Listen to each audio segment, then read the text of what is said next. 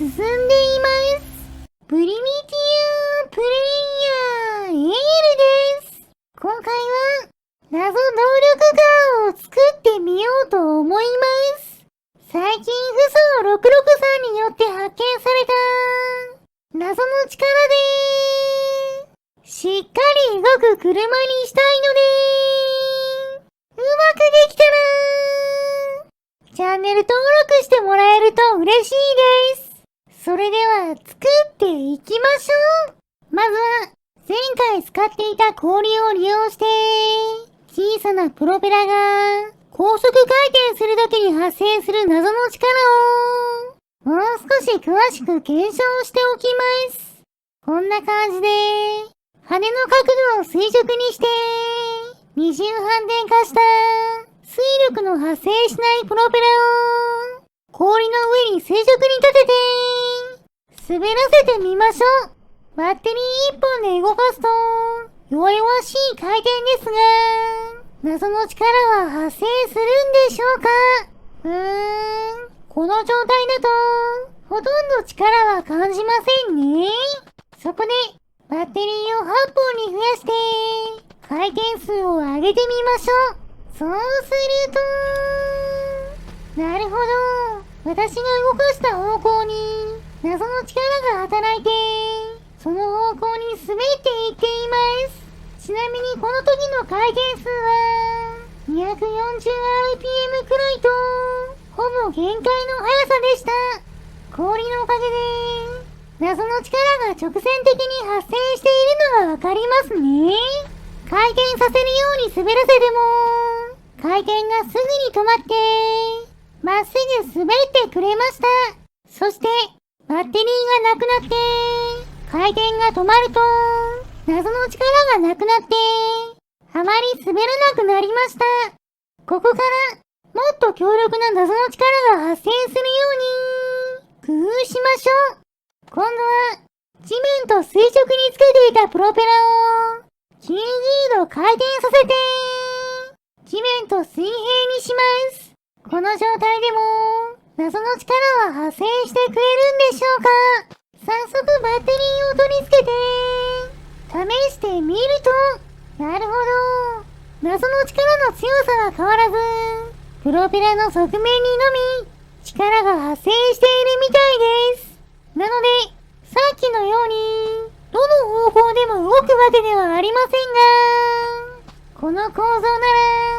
プロペラを二重反転構造にしなくても反作用を受け止められそうなので二重反転プロペラの片方を回転しないようにロックして一つのプロペラだけが回るようにしてみました。これならもっと速い速度で回ってくれるはずです。早速動かしてみるとさっきよりかなり速く動きました。この構造の方が謎の力が大きくなるみたいです。これくらい強い力でも力が逆向きに働くと方向が反転してくれるのが面白いところです。でも傾いてしまうともろにプロペラの反作用を受けて氷の方が回転してしまって暴れてしまいました。それでもうまく使えば動力になりそうです。ちなみに垂直に取り付けたプロペラを片方固定して回してみると下にある氷の方も勢いよく回転してしまいました。これはこれで面白い動きですが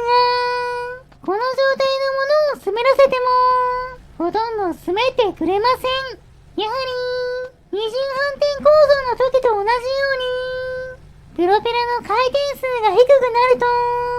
謎の力は大幅に弱くなるみたいです。なのでプロペラは地面と平行に二重反転化しないで高速で回す構造が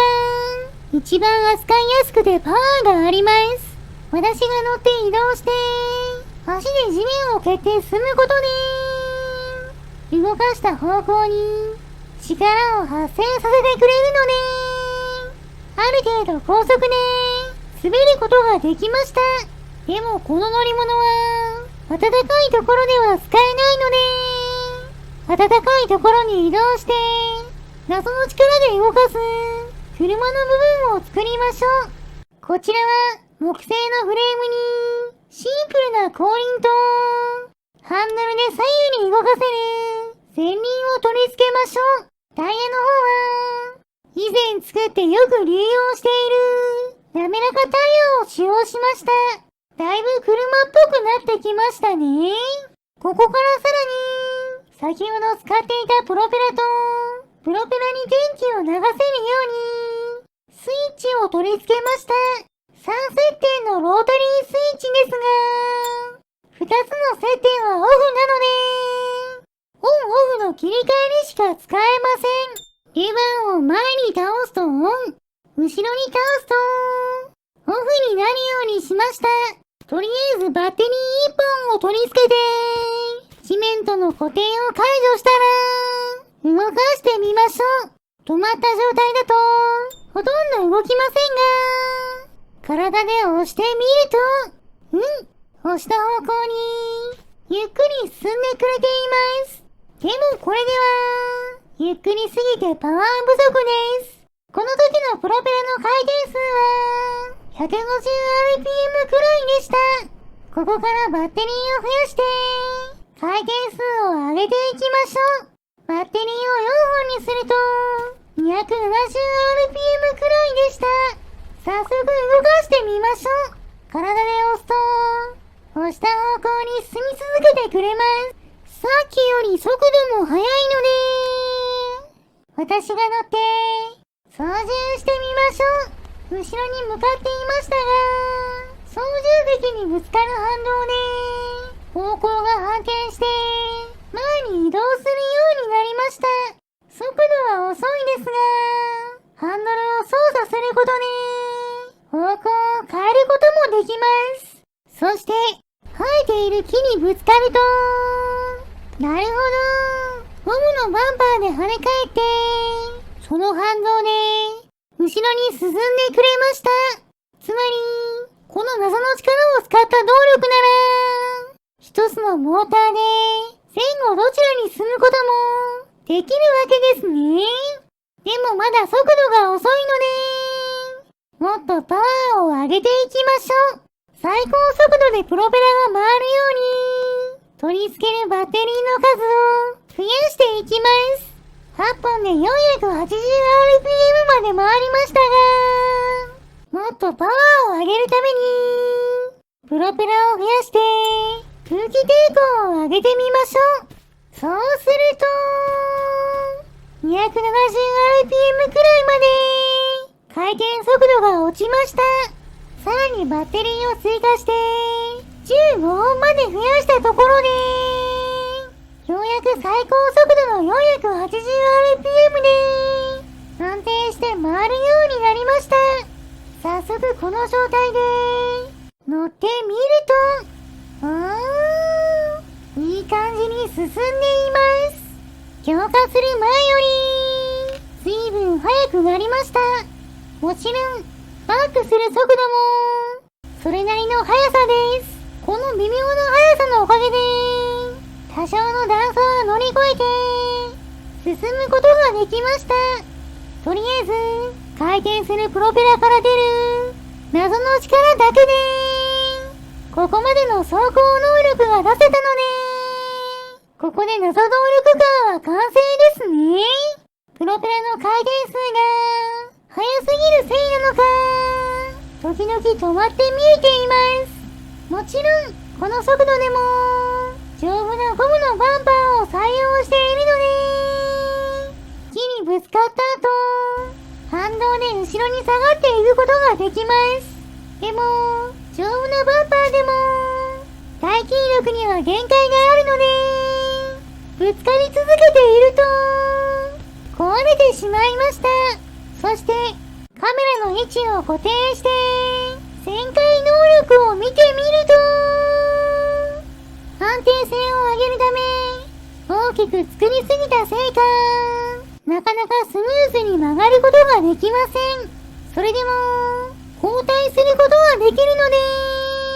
それなりに狙ったところに進むこともできました。ちなみに私の視点だと、こんな感じです。レバーを前に倒すと、その時微妙に動いていた方向に、謎の力が働いて、進むことができます。タイヤを掴んで逆回転させることで、進む方向を変えることもできました。最高速度は、秒速 3.4 メートルと、私の走る速度より遅いですが、あまり速すぎると、進む方向の反転が難しくなるの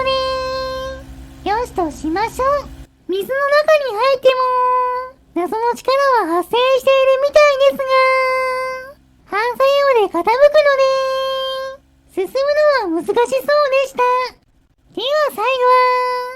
は、なるべく高い場所まで、謎動力カーを持って行って、行けるところまで、ドライブに行きましょう。山を降りているだけですが、ちょっとした坂道などで、進む方向が逆転してしまうので、なかなか操作が難しいです。それでも、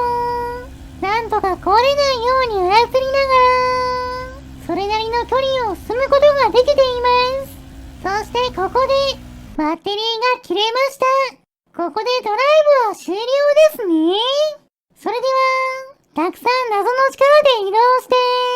お腹も空いてきたので、スライムを捕まえてきて、燃やしてしまいましょう。燃えるものを集めてきて、火をつけます。いい感じに燃えていますね。よし、スライムも美味しそうに焼けたので、食べてしまいましょう。もちろん、今回頑張ってくれた、謎能力カーさんにも、お裾分けしてあげます。はい、どうぞ。今回の動画はここまでです。面白かったと思ったら、チャンネル登録、高評価をしていただけると嬉しいです。リクエストなど、コメントもお待ちしていますね。